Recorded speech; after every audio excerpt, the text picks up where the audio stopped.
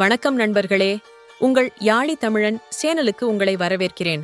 மருத்துவத்தின் தந்தை தன்வந்திரி பற்றிய மர்ம கதைகள் மற்றும் அவரின் அமிர்த கலசத்தின் அதிசயங்கள் குறித்து அறிய தயாரா? யாழி தமிழன் சேனலின் ஒரு புதிய அத்தியாயத்தில் உங்களை வரவேற்கிறோம்.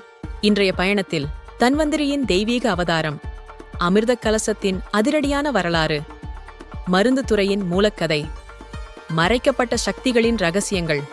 இது வெறும் கதை மட்டுமல்ல, உங்கள் சிந்தனையை மாற்றும் ஒரு பயணம். சரியான நேரம் வந்துவிட்டது. மாயத்தை தாண்டி உண்மையை கண்டறிவோம். யாழி தமிழன், தமிழின் தெய்வீக மர்மங்களை எதிரொலிக்கும் உங்கள் அன்பு சேனல். வீடியோக்குள்ள போறதுக்கு முன்னாடி இன்னும் நிறைய பேர் நம்ம சேனலை சப்ஸ்கிரைப் பண்ணாம பாக்குறீங்க. ஸோ ப்ளீஸ் சப்ஸ்கிரைப் பண்ணி சப்போர்ட் பண்ணுங்க. அப்பதான் நான் போடுற எஃபர்ட் உங்களை ரீச் ஆகும். வாங்க வீடியோக்குள்ள போகலாம். தன்வந்திரி, மருந்து துறையின் மர்மக்கதையின் கதாநாயகன். உங்கள் உடல் நலத்தை சிறப்பாக காக்கும் மர்மமயமான கடவுள் யார்? அதுதான் தன்வந்திரி. ஆனால் இவர் வெறும் மருத்துவ கடவுள் மட்டுமா? அல்லது இவரின் கதை பார்க்கடல் கடையலின் அசரீர ரகசியங்களை வெளிப்படுத்துமா? பார்க்கடல் கடையலின் கதை நாம் அனைவருக்கும் தெரியும். தேவர்களும் அசுரர்களும் இணைந்து அமிர்தத்திற்காக கடலை கடைந்தது மட்டுமல்ல, பல அற்புதங்களை வெளியேற்றிய நிகழ்வாக இது அமைந்தது. அந்த மாயக்கடலில் நமது கதாநாயகனாக தன்வந்திரி தனது அமிர்த கலசத்துடன் தோன்றினார். பழமையான சமஸ்கிருத நூல்களின்படி தன்வந்திரி என்பது விஷ்ணுவின் அவதாரம். ஆனால் மற்ற தசாவதாரங்களில் இவரை நீங்கள் காண முடியாது. தன்வந்திரியின் தோற்றம் ஒரு தனிப்பட்ட நிகழ்வாகவே உள்ளதை புராணங்கள் சொல்கின்றன. அவரின் கைகளில் இருக்கும் அமிர்த கலசமும் சங்கும் சக்கரமும் அட்டை புழுவும் அவரது தெய்வீகத்தை காட்டுகிறது.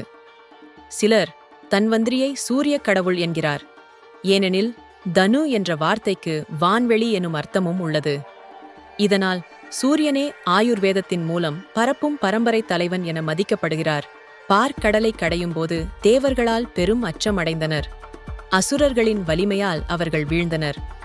இதை சமாளிக்க பிரம்மாவிடம் மன்றாடிய தேவர்கள் புதிய வாழ்வின் வெளிச்சம் பெற அமிர்தம் தேடினார்கள். அந்த நேரத்தில்தான் தன்வந்திரி தனது அமிர்த கலசத்துடன் தோன்றினார். தெய்வீக அமிர்தம் தேவர்களின் உயிர்களை மீட்டது. ஆனால் இதை நுண்ணறிவில் பார்க்கும்போது அது மருந்தாக மட்டுமல்லாமல் பல தெய்வீக சக்திகளை மறைத்திருந்ததாக பூர்வீக புராணங்கள் சுட்டிக்காட்டுகின்றன. தன்வந்திரி எளிய மருத்துவக் கடவுளாக மட்டுமே இருந்திருக்கவில்லை.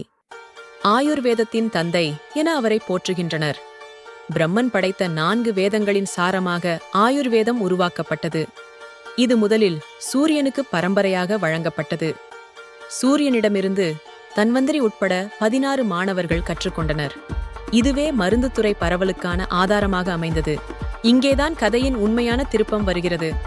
தன்வந்திரியின் கையில் இருந்த அமிர்த கலசம் தேவர்களின் உயிர்களை மீட்டது மட்டுமல்ல, ஆனால் அது இன்னும் ஆழமான ரகசியங்களை தன்னுள் மறைத்திருக்க முடியுமா?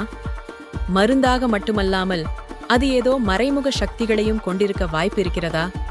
கலசம் இன்று எங்கே உள்ளது? அதன் சக்திகளை யார் வைத்திருக்கிறார்கள்? இந்த அமிர்த கலசத்தின் மறைக்கப்பட்ட உண்மைகளை அடுத்த பகுதியில் நாம் ஆராயப் போகிறோம். தயாராக இருக்கிறீர்களா? உங்களின் கருத்துக்களை பகிருங்கள். இதுவரை சொன்னதெல்லாம் வெறும் தொடக்கமே.